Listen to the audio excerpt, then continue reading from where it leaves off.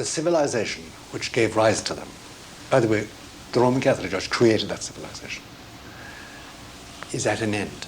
It's the evening of the civilization.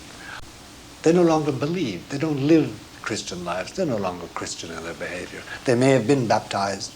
They may not have. But the civilization as a whole, in its academia, in its public life, in its politics, in its war, in its peace, in its economy, is totally paganized.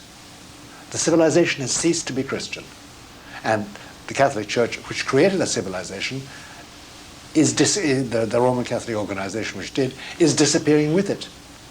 And hence we have an outbreak of what students are now calling tribalism. You have the Walloons and the Flemings in Belgium who want to separate. You have the Bretons and the French in France. You have the Italians who want to split up. We're going to start splitting up too. There are going to be separatist and secessionist movements in the United States. It's happening already, both in the United States and Canada. Yeah, it's going to happen. And according as the economic situation gets worse, and people get more desperate and resort to violence and arms, you're going to see much more disruption. And I'm always telling my own nieces and nephews, they don't believe me because they don't know. And they're post-baby boomers. They're all born in the 60s and 70s.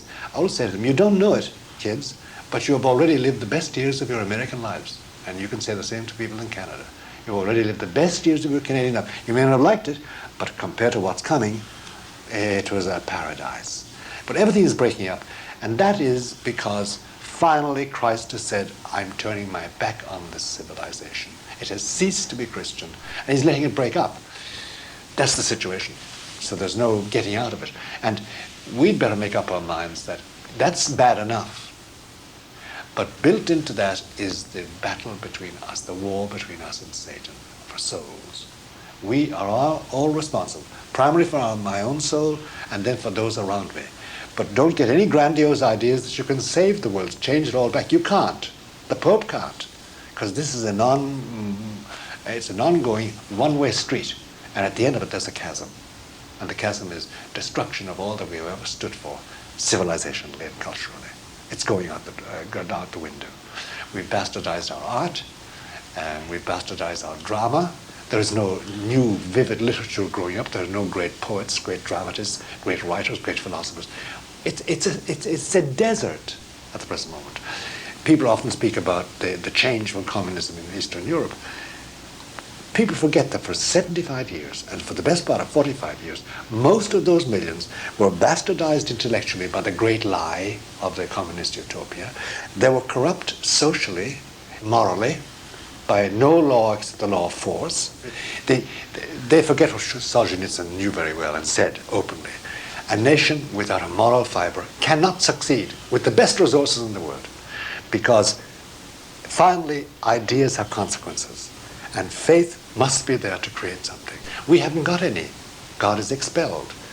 And so there's this awful struggle now to try and maintain some equilibrium in the middle of a world depression. And it's not getting better. Everybody predicts it's going to get worse. How worse? God only knows. We do know that in the middle of it all will come the chastisements that have been promised us, which can't be mitigated. And what are some of these chastisements that have been promised us? Widespread hunger, widespread war, disease, then awful things which are exceptions like 3 days darkness over the entire world, baffling all our meteorologists and scientists who won't know what's happening, who will have various explanations, any explanation except the hand of God. There will be parts of the continent that will be washed away out to sea. There will be eruptions of volcanoes that are extinct for the last 20 million years. There are going to be family against family, disruptions of nations and of cities, to break up. How easy it is to paralyze a city with its sewer system and its electricity and its water and its power and its communications. Just destroy it.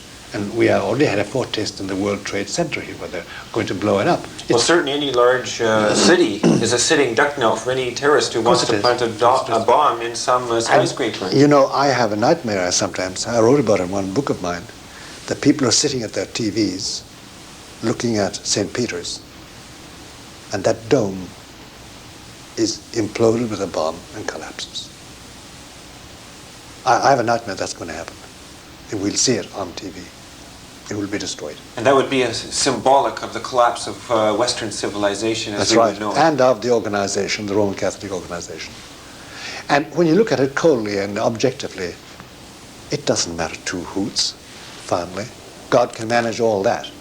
But that does mean that we're sitting on the brink of a coming catastrophe we can't change, we can survive, and it can be mitigated by prayer and patience and holiness.